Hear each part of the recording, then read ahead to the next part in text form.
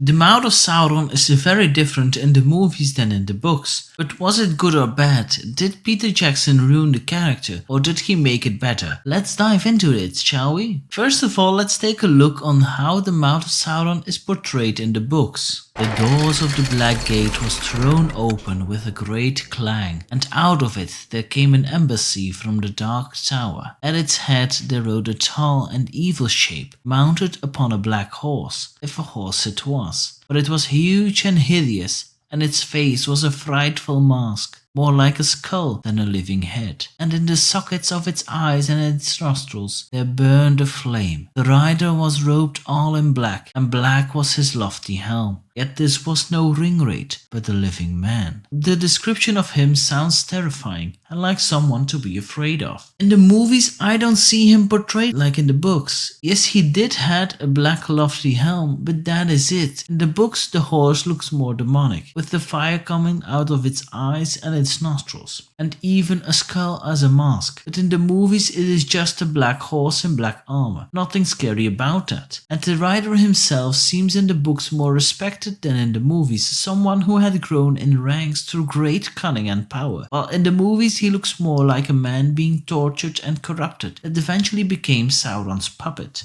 Now that we have covered that, it is time to see how the conversation went between the mouth of Sauron and Aragorn and Gandalf. Let's start with the movies. There we see Gandalf making the proposal that Sauron leaves the land of Mordor never to return. The mouth declines that offer and eventually shows the mithril shirt whilst explaining to Gandalf that he endured a lot of pain and torture. And from my perspective, this gives the idea to Gandalf and Aragorn that Frodo is dead, but eventually leads to Aragorn losing his nerves and beheading the mouth of Sauron, which if we gotta be totally honest, Aragorn would never do, lowering himself to that level. In the books, this chapter goes completely different. First of all, he shows 3 tokens to Gandalf: Sam's dagger, an elven cloak and the mithril shirt. Due to Pippin's reaction, he figured out that he knew him and that they were very close. He laughed that they were in grief and in pain, and he made a good sport out of it. He told them that Frodo would be tortured in any way possible and as slow as can be, so that he would eventually be completely broken or dead, unless they would accept these terms: "The rebel of Gondor and its deluded allies shall withdraw at once beyond the Anduin,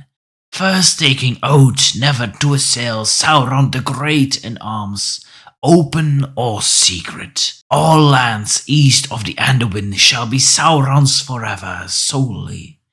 West of the Anduin as far as the Misty Mountains and the Gap of Rohan shall be tributary to Mordor.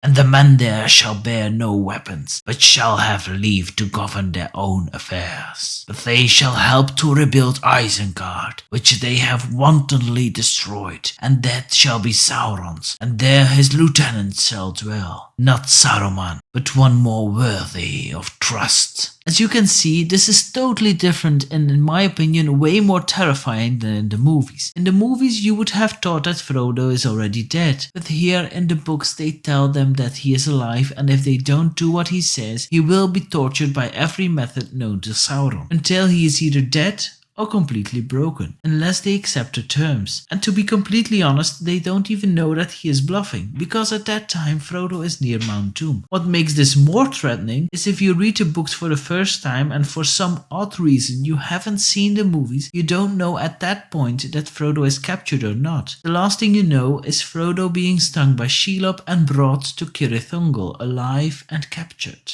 Eventually, after all these terms, Gandalf declines his offer, and saying it is too much of a price for one small hobbit, which was little of a surprise not only to the mouth of Sauron but also to Pippin. Gandalf noticed that he only spoke of one hobbit and not of 2, which meant that the quest had not yet failed and that there was still hope left. Of course, in reality they were both alive and not in Sauron's hand. Without reading the books, this seemed like a good scene. But after reading it, I completely changed my mind. Don't get me wrong, the movies are still a masterpiece and brilliant work, but this character of the mouth of Sauron could have done better. What do you think? What was your most disappointed scene or character through the whole trilogy? And I mean from The Lord of the Rings. not a hobbit.